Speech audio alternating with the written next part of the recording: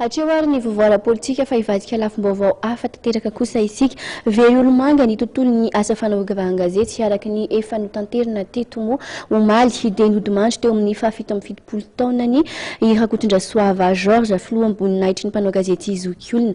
Araky fantatra dia amin'ny alahady izao no anatanterahana ny fanitrihana eny amin'ny fasandrazany eny Akadivorobe avaratra. Claudia Rasolson atrano mitondra ny andinindininy izay eo amin'ny sary mamy Rasamelsi.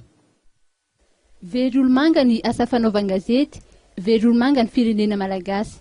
Nodimandry omaly i Rakotondrasoava George izay nanana ny maha-izy azy teo amin'ny sehatra maro.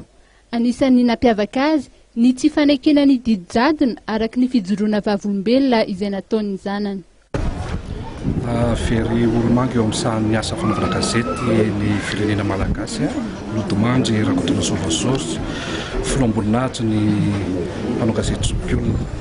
Nanamarika ny fotoan-dehibe amin'ny fahavelomany ny filalaovany politika ary tsy mifanekeny ny didijadona ary eo ihany koa ny tena ny diva ny fahamarinana teo amin'izany asa fanaovana gazety izany. Nandritran'izay taona niainan'izay nanomboka teo amin'ny 19 taona no nahatonga azy teo amin'ny sehatra izany asa fanaovana gazety izany nanoratra tamin'ny gazety teto an-toerana. Taorianan'izany izy dia teo amin'ny sehatra ny asa dia nitazona ny anjara-toerana lehibe tao amin'ny kompania marseillaise izay nanohitra ihany koa amin'ny zavatra tsy rariny nataon'ny mpampiasa tamin'izany fotoana izany. Solombavamboaka Madagasikara izy tamin'ny fotoana 720 tanoany izay voafety tamin'ny anaran'ny Makamvio ary mpanao gazety Zokiolona izy ary tony tompon'ny gazety Telonorefy.